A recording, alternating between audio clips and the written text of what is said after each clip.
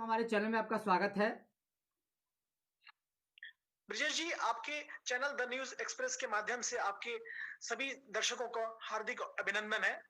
Doctor साहब, सबसे पहला मेरा सवाल, आज हम बात करेंगे दुनिया में सबसे बड़ी महाशक्ति कहे जाने वाले देश अमेरिका की, जहां पर संसद में गोली चल जाती है।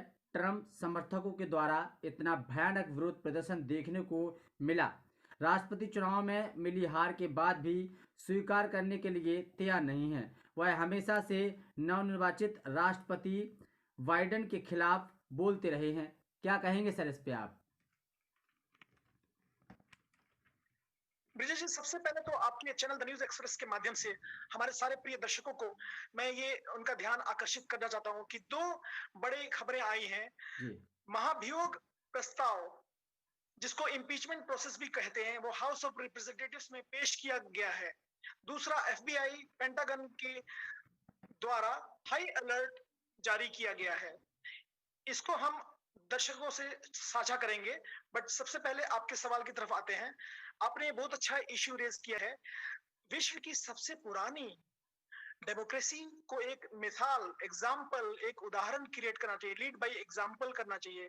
लेकिन अनफॉर्चुनेटली कुछ ऐसे असामाजिक तत्व हैं जो हैंडफुल ही है, बट उन्होंने 6 जनवरी को कैपिटल हिल में बिल्डिंग में प्रवेश करके, जहां पे लॉ मेकर्स मीटिंग कर रहे थे president elect mister Joe Biden की इलेक्शन विक्ट्री को कंफर्म करने के लिए, वहां पे बिल्डिंग में घुस के प्रोटेस्ट किया, तोड़फोड़ किया और पुलिस के साथ क्लैशेस किए, जहां तक कि टीयर गैस इस्तेमाल करना पड़ा और उसमें बहुत से लोग इंजर्ड हुए, घायल हुए और अनफॉर्चुनेटली कुछ लोग की मौत भी हुई है, जो बहुत ही दुखद घटना है। जी जी जी जी। वहां पे व्हाइट हाउस के ऑफिशियल्स को रिजाइन भी करना पड़ा और वहां की होम सेक्रेटरी मिस प्रीति पटेल ने बीबीसी ब्रेकफास्ट को कहा कि सीन जो वहां पे था वो ऑफुल बियॉन्ड वर्ड्स, वर्ड्स शब्दों से बयान नहीं किया जा सकता है। जी वहीं पे व्हाइट हाउस सेक्रेटरी हेलेन मैकनानी ने उस वायलेंस इंसिडेंट को पूरे व्हाइट हाउस के बिहाफ पे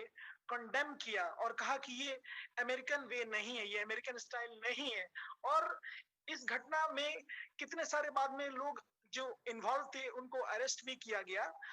और ये अगस्त 1814 के बाद, जब ब्रिटिश ने अटैक किया था और बर्न किया था 1814 के अगस्त में, उसके बाद पहला इंसिडेंट है यूएस कैपिटल में। जी जी जी। दूसरा सवाल, इस हिंसक घटना के बाद ट्रंप के ट्विटर, फेसबुक और इंस्टाग्राम अकाउंट ब्लॉक कर दिए गए हैं। इसके साथ ही उनके कुछ वीडियो भी हटाए गए हैं। इससे क्या प्रभाव पड़ेगा सर, बताइए।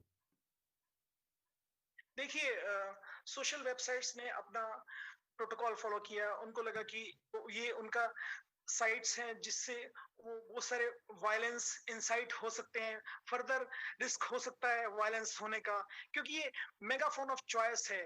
तो उनको लगा कि इसको इस समय ब्लॉक करना जरूरी है क्योंकि इश्यू सेंसिटिव हो गया है।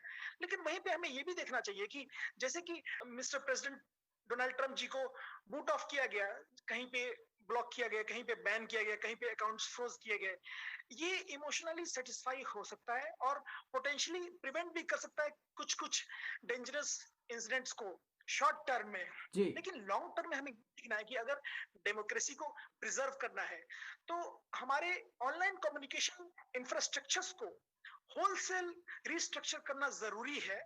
क्योंकि प्रॉब्लम इसमें नहीं है कि एक इंसान गया, ये दूसरे आ सकते हैं।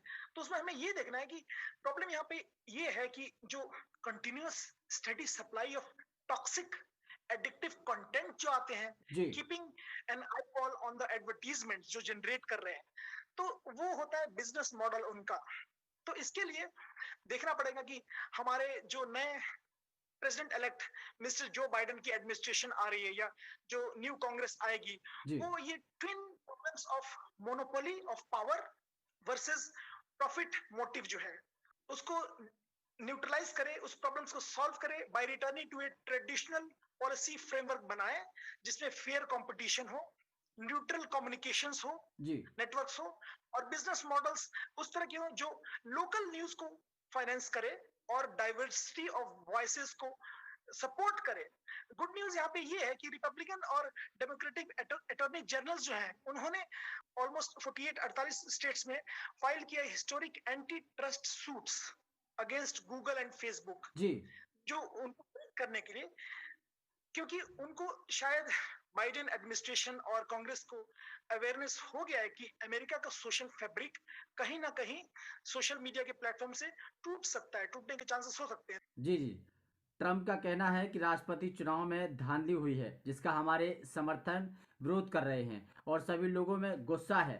बताया जा रहा है कि डोनाल्ड ट्रंप ने समर्थकों को उग्र विरोध प्रदर्शन करने के लिए इनवाइट किया था। क्या लगता है आपको सर?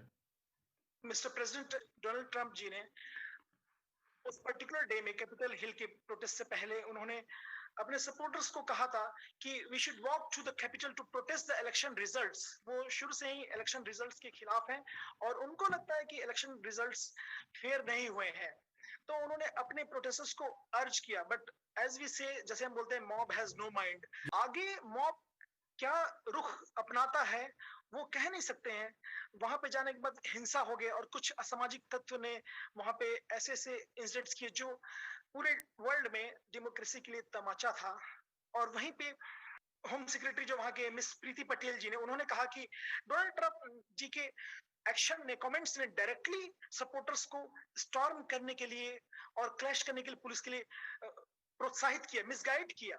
और उन्होंने कहा कि प्रेसिडेंट्स के वर्ड जो थे उन्होंने वायलेंस को फ्यूल किया और मिस्टर प्रेसिडेंट ने उसको डी एस्केलेट यानी कि उसको ठंडा करने के लिए कुछ नहीं किया है।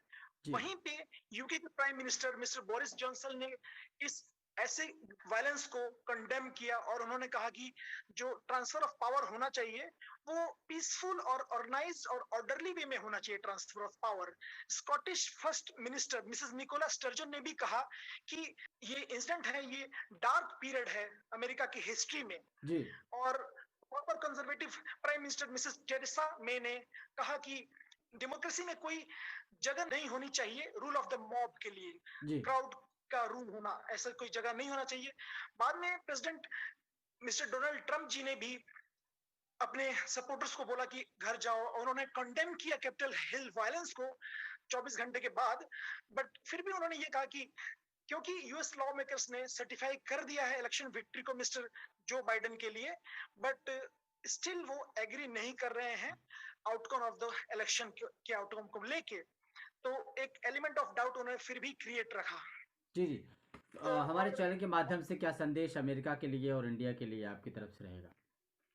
जैसे कि हमने स्टार्ट किया था इम्पीचमेंट के बारे में, मिस्टर प्रेसिडेंट के खिलाफ डेमोक्रेट्स ने सदन में महाभियोग प्रस्ताव इम्पीचमेंट पेश किया गया जिसमें 200 से ज्यादा सांसद, ऑलमोस्ट 218 सांसदों ने महाभियोग इम्पीचमेंट प्रोसेस को साइन किया है, सपोर्ट किया है, दस्तखत किए हैं, हस्ताक्षर किए हैं। जी तो वेडनेसडे या थर्सडे को ये हाउस ऑफ रिप्रेजेंटेटिव जो वहां का निचला सदन होता है, जैसे कि इंडिया का लोकसभा होता है, उसमें वो वोटिंग होने के चांसेस हैं।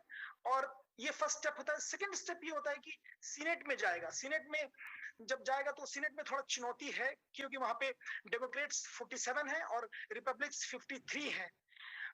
अब देखा जाए कि सिर्फ 8 दिन बचे हुए मिस्टर डोनाल्ड ट्रंप जी के कार्यकाल में, 20 तारीख को समाप्त हो रहा है। जी लेकिन ये चुनौती हो सकती है इम्पीचमेंट करना, महाभियोग करना। लेकिन यूएस की तरफ से ये पूरे दुनिया को एक मैसेज जाएगा जी कि जी पहली बार ऐसा अमेरिका के प्रेसिडेंट फर्स्ट टाइम 2 बार इम्पीचमेंट फेस कर रहे हैं। आपके चैनल के माध्यम से आपके दर्शकों को याद दिलाना चाहते हैं कि 2019 में भी यूएस प्रेसिडेंट को इम्पीच करने की कोशिश की गई थी। तो ये पहले प्रेसिडेंट होंगे जो 2 बार इम्पीच किए जाएंगे। तो ये एक मैसेज जाएगा यूएससी की तरफ से। जी जी। तो बहुत बहुत और धन्यवाद डॉक्टर साहब। हाई अलर्ट का इश्यू किया गया है एफबीआई पेंटागन को, जो शपथ ग्रहण का समारोह 20 जनवरी को तय किया गया। उस दिन एफबीआई और पेंटागन की इंटेलिजेंस सोर्सेस के हिसाब से 6 जनवरी से भी बड़ा विद्रोह होने की आशंका है। जी इसके लिए उन्होंने हाई अलर्ट इशू किया है और तकरीबन अप्रोक्सीमेटली 15,000 नेशनल गार्ड्स को 16 जनवरी से ही ड्यूटी पे रखा जाएगा। जी हम जी अपने आपके चैनल के माध्यम से आपके सभी प्रिय दर्शकों को ये बताना चाहते हैं कि हमें लॉ ऑफ द लैंड को फॉलो करना चाहिए। और हमें, अगर हम स्पेशली जब हम रिस्पॉन्सिबल सीट पे रहते हैं, तो जैसे बोलते हैं कि तोल मोल के बोल, जी जी जी think twice before we speak.